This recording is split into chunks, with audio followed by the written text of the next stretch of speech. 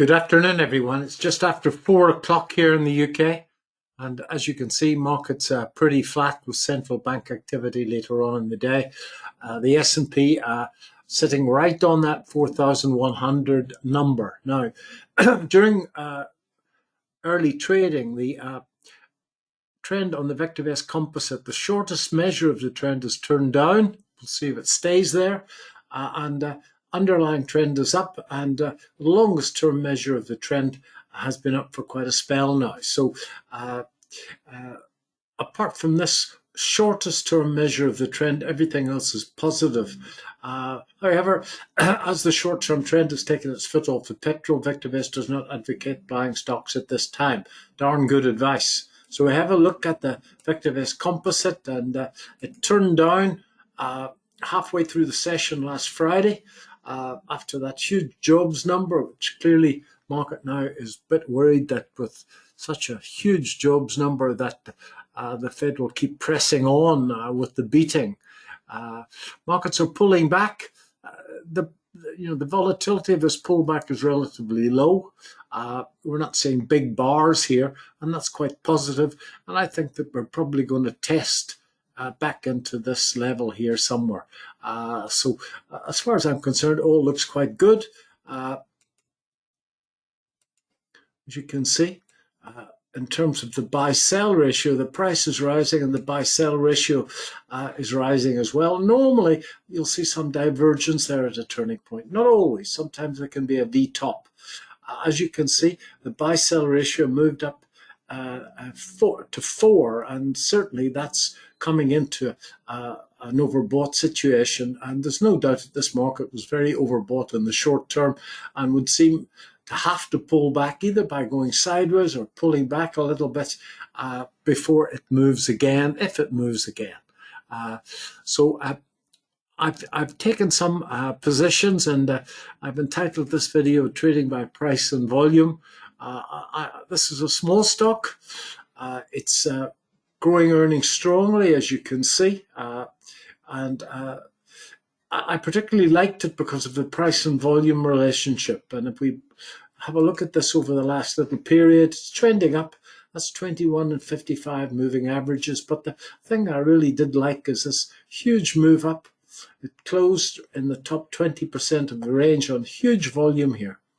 And then we have an inside day, and then it's broken out of that inside day. So I've taken a trade in that with a very tight stop loss. Really love inside days not because they're that predictive, but because you can, in fact, test your trading idea just for a few dollars. So the stop loss in that is less than $5, so that's pretty good, 5%. So we'll see if it works. I'm not sure whether it works or not, but we'll see.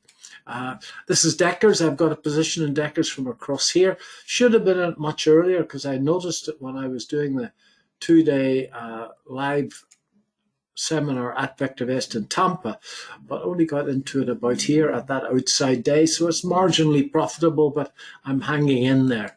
And this is another one that came to me over the last day or two. This is URI, United Rentals, price rising and really good volume, now going sideways, very small bars and on virtually no volume. So price is rising, folks, in rising volume. Pulling back and falling volume is the primary definition of a bull market, and eyeballing price and volume in that fashion has done more for my hit rate than pretty much anything else. The stock over the last 3 months is growing earnings strongly. It's trending up. And very importantly, as it's moved up, volumes increased. As it's pulled back, volume has contracted. And I think that the next move, in the next decent move in the stock will be upwards. But stop loss is quite a long way on that one. I've had to put the stop loss down here somewhere. So we will see if that runs okay. So 3 bets running in the US market at the moment. I got stopped out of GLD, GDX. I got stopped out of XLE. GDX for a very good profit. XLE at entry point. I got stopped out of another small stock that I was holding. So I've just got these 3 positions running at the moment. In the Intraday market, I really fancy a long position here today. This is the FOMC last week. That was Friday's trade. Yesterday I didn't do anything, and today so far I haven't done anything. But I saw this breaking up. I think I would have a go on the long side. If we have a look at the overnight market, as you can see, this is an hourly chart, and the overnight market sitting at a very important support level. As you can see, those bottoms and that top, pretty much the same thing. And if you do the sums, that is a 50% retracement of the big move up and a 62% of the retracement since the FOMC. So let me just do that from that low to that high. You can see that the 62% retracement coming in there. The old RSI in this case is showing a little bit of normal divergence. So I'm waiting for a signal from the intraday chart to take that position. I haven't taken it yet, but if I see it breaking up through here and pulling back a little bit, then I would be tempted to go long here this afternoon. So if we go back to the front page of VectorVest, folks, we are now down 1 point, and it's made up about 20 points this afternoon. The short-term measure of the trend, well, I've been rattling on, has turned back to up. The pullback, the bars have been, the volatility of those bars from the high to the low has been relatively low, which is indicative of a pullback in a bull market. I always try and be as positive as I can, but the only reality is the trend, and the trends are still up, and I shall be sticking with them as long as they are up. In the UK, I've gone from pretty much all in cash last November to being about 70% invested in stocks, and the UK market looking better than it's looked for many a long day. Again, it's short-term overbought, but I'm looking forward, if it does break these levels, to be fully invested in the UK market relatively soon.